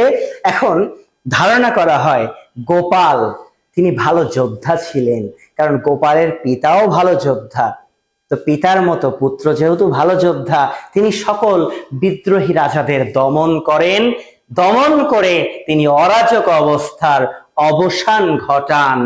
অরাজক অবস্থার অবসান ঘটিয়ে তিনি প্রতিষ্ঠা করেন পাল বংশ। সুপ্রিয় শিক্ষার্থী বন্ধুরা, এই পাল বংশ, পাল রাজারা কিন্তু বৌদ্ধ ধর্মাবলম্বী। কোন ধর্মাবলম্বী?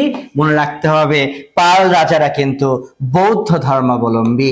সুপ্রিয় শিক্ষার্থী বন্ধুরা, মাথায় রাখতে হবে এই পালেরা কিন্তু 400 বছর রাজত্ব করেছে। কত বছর?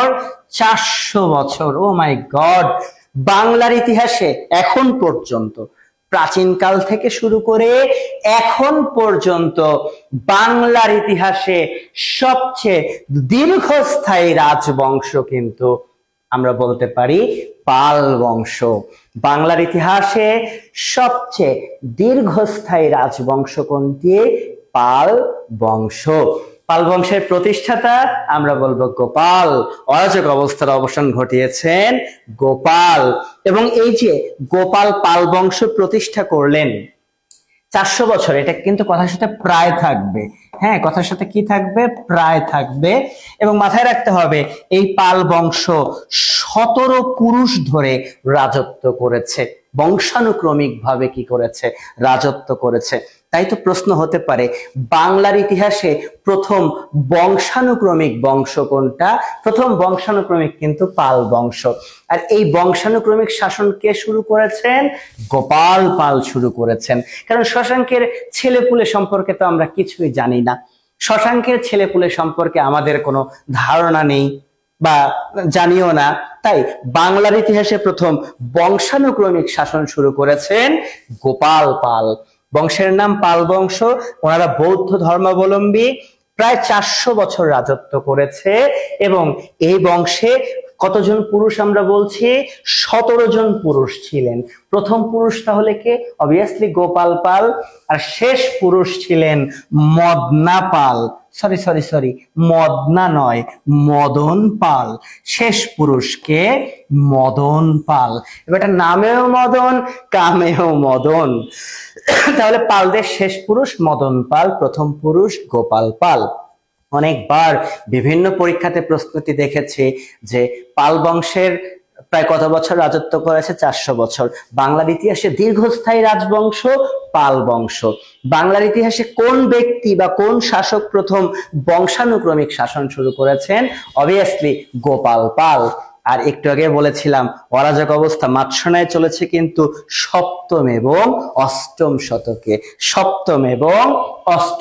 শতকে। তাহলে সুপ্রিয় শিক্ষার্থী বন্ধুরা, আমরা প্রবেশ করে বসেছি পাল বংশে। একটি কথা তোমাদের বলতে চাই, ভাগ্যিস তখন ফেসবুক ছিল না, সোশ্যাল মিডিয়া বা আমাদের প্রচার মাধ্যম, সংবাদ মাধ্যম, টেলিভিশন এগুলো ছিল না। থাকলে কিন্তু পালেরা শাসন করতে পারতো না এতদিন। তোমরা কত বিদ্রোহ করে টরে তাদেরকে কি করতা? হটিয়ে দিতা। হ্যাঁ, সে সময় যে বিদ্রোহ হয়নি তা না, একটু পরে সেটা আমরা দেখব। কিন্তু বাংলার দেখো প্রফেসর ইউনূস আছে কয়েকদিন, তাই তোমাদের আর ভাল লাগতেছে না, কবে নির্বাচন, কবে কি, এটা ওটা। আর দেখো পালেরা থেকেছে কত বছর? পালেরা থেকেছে প্রায় 400 বছর। তো আমরা চলে আসলাম সেই দীর্ঘ পাল বংশে, যারা রাজত্ব করেছে কত বছর? যারা রাজত্ব করেছে 400 বছর। সুপ্রিয় শিক্ষার্থী বন্ধুরা, এটা তো ক্লিয়ার। পাল বংশের প্রতিষ্ঠাতা তোমরা বলবা গোপাল পাল। আর পাল বংশের প্রতিষ্ঠা সাল কিন্তু 756 খ্রিস্টাব্দ। অনেক বইতে কিন্তু বলা হয় 750, কিন্তু না, অ্যাকুরেট এটি হবে 756। পাল বংশ প্রতিষ্ঠা হয়েছে 756 খ্রিস্টাব্দে। এই পাল শাসনের যেহেতু প্রায় 400 বছর তারা রাজত্ব করেছে, তো তাদের শাসনের 3টি পর্যায় আছে। পাল শাসনের পর্যায় আছে কতটি? 3টি পর্যায় আছে। 1 নম্বর পর্যায় হচ্ছে উদীয়মান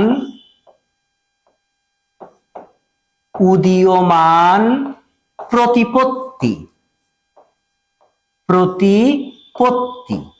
উদীয়মান প্রতিপত্তির যুগ। তাহলে পাল শাসনের প্রথম পর্যায় ছিল উদীয়মান প্রতিপত্তির যুগ।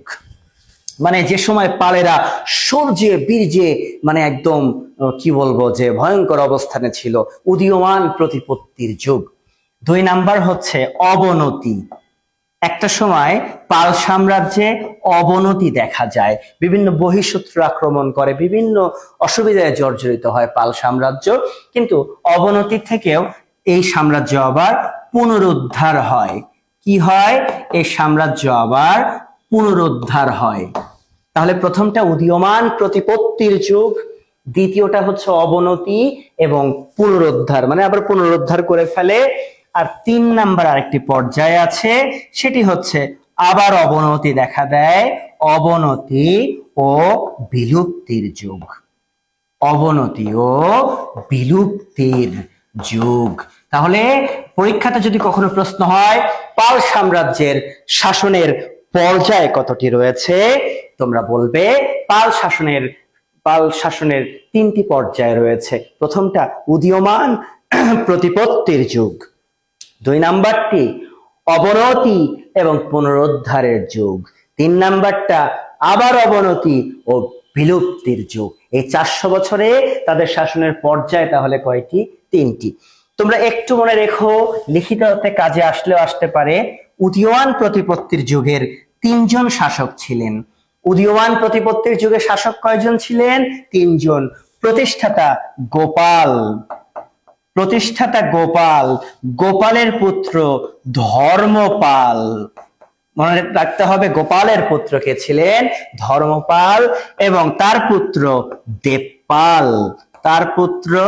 দেবপাল। এই 3 জন শাসকই প্রায় 105 বছরের মতো সময় রাজত্ব করেছে। তাহলে সুপ্রিয় শিক্ষার্থী বন্ধুরা, আমরা যেটা দেখতে পেলাম যে উদীয়মান প্রতিপত্তির যুগে পাল বংশে কিন্তু 3 জন শাসন করেছেন, গোপাল পাল, তার পুত্র ধর্মপাল এবং ধর্মপালের পুত্র দেবপাল, যারা আমরা আবারও বলছি 105 বছর রাজত্ব করেছেন।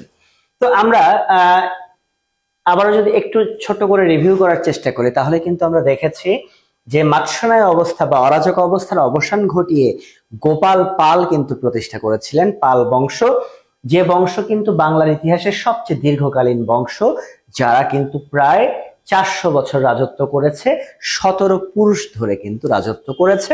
এবং আমি বলেছি পাল রাজারা বৌদ্ধ ধর্মাবলম্বী। পাল শাসনের 3টি কিন্তু পর্যায় রয়েছে। তো প্রতিষ্ঠাতা আবার আমরা একটু দেখার চেষ্টা করি গোপাল। গোপাল পাল, সুপ্রিয় শিক্ষার্থী বন্ধুরা, গোপাল পাল যাকে আমরা বলছি পাল বংশের প্রতিষ্ঠাতা, যাকে আমরা বলছি বংশানুক্রমিক শাসনের প্রতিষ্ঠাতা, যাকে আমরা বলছি মাৎস্যনায় অবস্থার অবসান ঘটিয়েছেন তিনি হচ্ছেন গোপাল পাল। গোপাল পাল মূলত রাজত্ব করেছেন 756 খ্রিস্টাব্দ থেকে 781 খ্রিস্টাব্দ পর্যন্ত। এবং আমি পরিষ্কার করেছি যে তিনি কিন্তু বৌদ্ধ ধর্মাবলম্বী ছিলেন। তো গোপাল পাল থেকে খুব বেশি প্রশ্ন কিন্তু আমরা দেখিনি পরীক্ষাতে আর হয়েছে। তো গোপালের মৃত্যুর পরে ক্ষমতায় বসেছিলেন তার পুত্র, এবং আমরা যতটুকু জানি যে গোপালের পুত্র ছিলেন ধর্মপাল। ধর্মপাল, গোপালের পুত্র ধর্মপাল। সুপ্রিয় শিক্ষার্থী বন্ধুরা, ধর্মপাল যিনি 781 থেকে 821 খ্রিস্টাব্দ অর্থাৎ 40 বছর রাজত্ব করেছেন। ধর্মপাল তিনি জীবনে কিন্তু প্রায় 50টির মতো শিক্ষাঙ্গন প্রতিষ্ঠা করেছেন। তার মানে ধর্মপাল কিন্তু আমরা বুঝতেই পারছি যে খুবই শিক্ষানুরাগী ছিলেন, কারণ তিনি প্রায় 50টির মতো কিন্তু শিক্ষা প্রতিষ্ঠান তৈরি করেছেন। ধর্মপালের জীবনের সবচেয়ে উল্লেখযোগ্য কৃতিত্ব হচ্ছে সোমপুর বিহার নির্মাণ। সোমপুর বিহার নির্মাণ, সুপ্রিয় শিক্ষার্থী বন্ধুরা, যে সোমপুর বিহারের ধ্বংসাবশেষ কিন্তু এখনো রয়েছে আমাদের নওগাঁ জেলার পাহাড়পুরে রয়েছে কিন্তু সোমপুর বিহার, এবং সোমপুর বিহার কিন্তু বর্তমানে পাহাড়পুর বৌদ্ধ বিহার নামে পরিচিত। এবং এই সোমপুর বিহারের স্রষ্টা কিন্তু ধর্মপাল। বিভিন্ন সময় পরীক্ষাতে আমরা প্রশ্নটি দেখেছি, এভাবে এসেছে যে সোমপুর বিহার কে নির্মাণ করেছেন, বা ধর্মপালের জীবনের সবচেয়ে উল্লেখযোগ্য কৃতিত্ব কোনটি? আমরা বলে থাকি সোমপুর বিহার। সুপ্রিয় শিক্ষার্থী বন্ধুরা, বাংলা সাহিত্যের সবচেয়ে প্রাচীন নিদর্শন কিন্তু চর্যাপদ। আমাদের মাথায় রাখতে হবে বাংলা সাহিত্যের সবচেয়ে প্রাচীনতম নিদর্শন কিন্তু চর্যাপদ, এবং এই চর্যাপদের অনেক পদকর্তা কিন্তু এই সোমপুর বিহারে বসবাস করতেন। চর্যাপদের অনেক পদকর্তা সোমপুর বিহারে কি করতেন? বসবাস করতেন। তাহলে সোমপুর বিহার বা পাহাড়পুর বৌদ্ধ বিহার কার কৃতিত্ব? আমরা বলতে পারি ধর্মপালের কৃতিত্ব। ধর্মপালের জীবনের সবচেয়ে উল্লেখযোগ্য কৃতিত্ব আমরা বলেছি এই সোমপুর বিহার। এবং সোমপুর বিহারে কারা বসবাস করেছেন? আমি বলেছি চর্যাপদের অনেক পদকর্তারা কিন্তু বসবাস করতেন। আর বিহারগুলো আমি বলেছি বর্তমান সময়ে যেগুলো বিশ্ববিদ্যালয়, প্রাচীনকালে বিহারগুলো ছিল এক একটি বিশ্ববিদ্যালয়। এবং মাথায় রাখতে হবে আমাদের যে বিহারগুলো কিন্তু শুধুমাত্র বৌদ্ধ রাজারাই নির্মাণ করেছেন। এবং পাল রাজাদের মধ্যে ধর্মপাল প্রথম একটি উপাধি ধারণ করেন, উপাধিটি হচ্ছে পরমেশ্বর। পরমেশ্বর পরম ভট্টারক।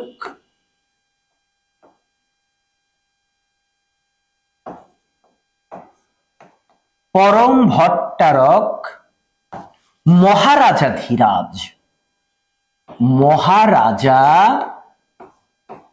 ধীরাজ। পরীক্ষায় প্রশ্ন হতে পারে যে পাল রাজাদের মধ্যে সর্বপ্রথম কে, কোন শাসক? পরমেশ্বর পরম ভট্টারক ভট্টারক মহারাজাধিরাজ উপাধি গ্রহণ করেছেন? আমরা বলবো পাল রাজাদের মধ্যে সর্বপ্রথম ধর্মপাল এই পরমেশ্বর পরম ভট্টারক মহারাজাধিরাজ উপাধি গ্রহণ করেছেন। সুপ্রিয় শিক্ষার্থী বন্ধুরা, তাহলে আবারও মনে করিয়ে দিতে চাই, বারে বারে বলতে চাই যে সোমপুর বিহার কার উল্লেখযোগ্য কৃতিত্ব? আমরা বলতে পারি ধর্মপালের উল্লেখযোগ্য কৃতিত্ব। এবার একটি বিষয় আমরা জানবো যে এই সোমপুর বিহারের পাশাপাশি আরেকটি গুরুত্বপূর্ণ বিহার তিনি নির্মাণ করেছিলেন, যার নাম বিক্রমশীল বিহার। যদি কখনো পরীক্ষায় প্রশ্ন হয় বিক্রমশীল বিহার কে নির্মাণ করেছেন? ধর্মপাল। সোমপুর বিহার ধর্মপাল।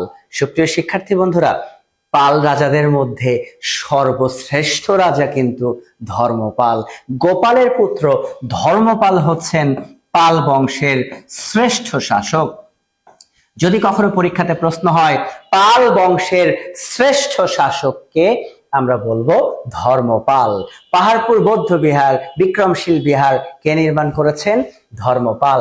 ধর্মপাল রাজত্ব করেছেন কত বছর? আমরা বলবো 40 বছর। কোন পাল রাজা পরমেশ্বর পরম ভট্টারক মহারাজাধিরাজ উপাধি গ্রহণ করেছেন? আমরা বলবো ধর্মপাল গ্রহণ করেছেন। সুপ্রিয় শিক্ষার্থী বন্ধুরা, আরেকটি বিষয় একটু জানার চেষ্টা করব। ধর্মপালের আমলে একটি গুরুত্বপূর্ণ যুদ্ধ হয়েছিল, যুদ্ধের নাম ত্রিপক্ষীয় সংঘর্ষ। ত্রিপক্ষীয় সংঘর্ষ।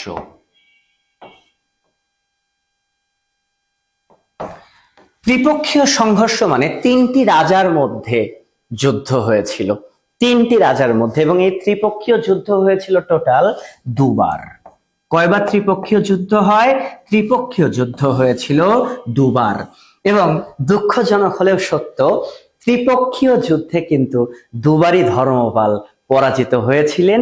কিন্তু পরাজিত হওয়ার পরেও ওই অঞ্চল ধর্মপালের দখলেই ছিল বা চলে এসেছিল। মানে মাঝে মাঝে কিছু কিছু পরাজয়ও সফলতার কারণ হয়। তাহলে প্রশ্ন যদি হয় ত্রিপক্ষীয় সংঘর্ষ কোন পাল রাজার আমলে হয়েছে, আমরা বলবো ধর্মপালের আমলে হয়েছে। পালদের শ্রেষ্ঠ পুরুষকে ধর্মপাল। সোমপুর বিহারে কারা বসবাস করতেন? আমি বলেছি চর্যাপদের অনেক পদকর্তা কিন্তু সোমপুর বিহারে বসবাস করতেন। তাহলে এটা মনে থাকবে আশাবাদী যে ত্রিপক্ষীয় সংঘর্ষ কোন পাল রাজার আমলে হয়েছে? ধর্মপালের আমলে হয়েছে। ধর্মপালের মৃত্যুর পরে ক্ষমতায় বসেছিলেন দেবপাল। দেবপাল মনে রাখবো, ধর্মপালের মৃত্যুর পরে ক্ষমতায় কে বসেন? তার পুত্র দেবপাল, যিনি 821 খ্রিস্টাব্দ থেকে 861 খ্রিস্টাব্দ পর্যন্ত রাজত্ব করেন। তার মানে পিতার মতো দেবপালও রাজত্ব করেছেন কিন্তু 40 বছর। আমরা দেখতে পাচ্ছি পিতার মতো পুত্র রাজত্ব করেছেন কত বছর? 40 বছর। তাহলে ধর্মপালের পুত্রকে দেবপাল। সুপ্রিয় শিক্ষার্থী বন্ধুরা, একটি গুরুত্বপূর্ণ তথ্য আমরা দেবপাল সম্পর্কে জানবো। সে তথ্যটি হচ্ছে পাল সাম্রাজ্যের সবচেয়ে বেশি বিস্তার ঘটেছিল, পালদের সীমানার ব্যাপক বিস্তার ঘটেছিল বা সবচেয়ে বেশি বিস্তার ঘটেছিল এই দেবপালের শাসন আমলে। তাহলে যদি কখনো পরীক্ষাতে প্রশ্ন হয় যে পাল বংশের সবচেয়ে বেশি বিস্তার কোন শাসকের আমলে হয়েছে? দেবপালের আমলে হয়েছে। তাহলে গোপাল, তার পুত্র ধর্মপাল, ধর্মপালের পুত্র দেবপাল। এবং মাথায় রাখতে হবে সুপ্রিয় শিক্ষার্থী বন্ধুরা, এই প্রথম তিনজন শাসককে বলা হয় তারা উদীয়মান প্রতিপত্তির যুগে, তারাই কিন্তু প্রায় 105 বছর কি করেছেন? প্রায় 105 বছরের মতো সময় রাজত্ব করেছেন। এবার একটি গুরুত্বপূর্ণ তথ্য আপনাদের আমি দিতে চাই। সে তথ্যটি হচ্ছে, কখনো যদি পরীক্ষাতে প্রশ্ন আসে পাল রাজাদের জনকভূমি কোন অঞ্চল, জনক মানে পিতৃস্থান, জনকভূমি কোন অঞ্চল, তাহলে আমরা উত্তর করব বরেন্দ্র অঞ্চল। পাল রাজাদের জনকভূমি কোন অঞ্চল? এই বরেন্দ্র অঞ্চল। তার মানে আমি যে অঞ্চলে দাঁড়িয়ে থেকে এখন ক্লাস নিচ্ছি এটি কিন্তু বরেন্দ্র অঞ্চল। পাল রাজাদের জনকভূমি কোন অঞ্চল? বরেন্দ্র অঞ্চল। সুপ্রিয় শিক্ষার্থী বন্ধুরা, আমরা একটি গুরুত্বপূর্ণ তথ্য মাথায় নিব এখন। সে তথ্যটি হচ্ছে, শশাঙ্ক যেমন গৌড় রাজ্যের রাজা ছিলেন, মানে গৌড় জনপদের রাজা ছিলেন, কিন্তু পালরা যখন শাসন করতেন, পালদের অধীনে কিন্তু 4টা জনপদ ছিল। কয়টা? এটি কিন্তু মাথায় রাখবো, 4টি জনপদ ছিল। কোন 4টি? 1 নাম্বার হচ্ছে গৌড়। তাহলে এই যে গৌড় জনপদ, এটা কাদের অধীনে ছিল? এটা পালদের অধীনে ছিল। 2 নাম্বার হচ্ছে বরেন্দ্র জনপদ। বরেন্দ্র জনপদ, এটি কাদের অধীনে ছিল? পালদের অধীনে ছিল। 3 নাম্বার আমি বলবো পুন্ড্র জনপদ, যেটি কিনা সবচেয়ে প্রাচীন, সেই পুন্ড্র জনপদও কাদের অধীনে ছিল? পালদের অধীনে ছিল। আর লাস্ট যেটি আমি তোমাদের বলবো সেটি হচ্ছে রাঢ় জনপদ। তাহলে কয়টি জনপদ জুড়ে পাল শাসন ছিল যদি প্রশ্ন হয়, আমরা বলবো 4টি জনপদ জুড়ে পাল শাসন ছিল। গৌড়, বরেন্দ্র, পুন্ড্র, রাঢ়। তবে পরীক্ষাতে যদি প্রশ্ন করে বলা হয় যে পালদের জনকভূমি তাহলে কোন অঞ্চল, আমরা বলবো বরেন্দ্র অঞ্চল। পালদের জনকভূমি কোন অঞ্চল? বরেন্দ্র অঞ্চল। বাট কয়টা জনপদে তাদের শাসন ছিল? 4টি জনপদে তাদের শাসন ছিল। যদি পরীক্ষাতে কখনো প্রশ্ন করে উদীয়মান প্রতিপত্তির যুগে কয়জন পাল শাসক ছিলেন, আমরা বলবো 3জন পাল শাসক ছিলেন। সুপ্রিয় শিক্ষার্থী বন্ধুরা, তারপর আরেকজন গুরুত্বপূর্ণ পাল শাসকের নাম আমরা একটু জানার চেষ্টা করব, আর সিকোয়েন্স দরকার নেই। নারায়ণ পাল। কি পাল? নারায়ণ পাল। সুপ্রিয় শিক্ষার্থী বন্ধুরা, এই যে নারায়ণ পাল, তিনি কিন্তু 866 থেকে 920 খ্রিস্টাব্দ পর্যন্ত 54 বছর রাজত্ব করেছেন। ভাই, আমরা 54 বছর বেঁচে থাকবো কিনা জানি না, কিন্তু নারায়ণ পাল রাজত্ব করেছেন 54 বছর। এবং পালদের সবচেয়ে দীর্ঘকালীন পুরুষ, মানে কোন পাল রাজা সবচেয়ে বেশি দিন ক্ষমতায় ছিলেন, আমরা বলবো নারায়ণ পাল। মনে থাকবে তো, কোন পাল রাজা সবচেয়ে বেশি দিন ক্ষমতায় ছিলেন? নারায়ণ পাল। কত বছর? 54 বছর। আর মনে রাখতে হবে কোন পাল শাসকের আমলে রাজ্যের সবচেয়ে বেশি বিস্তার ঘটেছে, সেটি কিন্তু হবে আমাদের ধর্মপালের পুত্র দেবপালের আমলে রাজ্যের বিস্তার ঘটেছে বেশি। কিন্তু সবচেয়ে দীর্ঘকালীন পাল রাজা সেটি হবে কিন্তু নারায়ণ পাল। আমরা মনে রাখবো সবচেয়ে দীর্ঘকালীন পাল রাজা নারায়ণ পাল। তো সুপ্রিয় শিক্ষার্থী বন্ধুরা, আসলে ক্লাসটি 1 ঘন্টা ক্রস করেছে। আমি আজকে এতটুকুই রাখতে চাচ্ছি। আমরা আগামী ক্লাসে বাংলাদেশ বিষয়াবলী লেকচার 1-এর আরেকটা খণ্ড হবে, 3 নাম্বার খণ্ডে আমরা পাল বংশ নিয়ে আরো কথা বলবো। আমরা তারপরে কিভাবে সেনেরা আসলো, সেন শাসন নিয়ে কথা বলবো, এবং বখতিয়ার খলজির হাতে কিভাবে লক্ষণ সেন পরাজিত হলো, বা বাংলায় কিভাবে মুসলিম শাসনের সূত্রপাত হলো, সে বিষয়টা নিয়ে আমি কথা বলবো। ক্লাসটি তোমাদের কেমন লেগেছে তোমরা অবশ্যই কমেন্ট করে জানাবে, এবং এই ক্লাস থেকে যদি কোনো প্রশ্ন তোমাদের থেকে থাকে তোমরা কমেন্ট করবে, অবশ্যই সে প্রশ্নের উত্তরগুলো আমি তোমাদের দিব। এবং এতটুকু বলবো, ক্লাসগুলো যদি ভালো লেগে থাকে অবশ্যই বন্ধু বান্ধবদের সাথে শেয়ার করো। আমাদের যে নতুন ব্যাচটি শুরু হয়েছে, তোমাদের রেকমেন্ডেশনে কিন্তু আমি আরো স্টুডেন্ট পাবো, তাতে আমার গ্রুপটি আরো বা আমার পরিবারটি কিন্তু আরো কি হবে, সমৃদ্ধ হবে। ভালো থেকো, সুস্থ থেকো সুপ্রিয় শিক্ষার্থী বন্ধুরা। খোদা হাফেজ।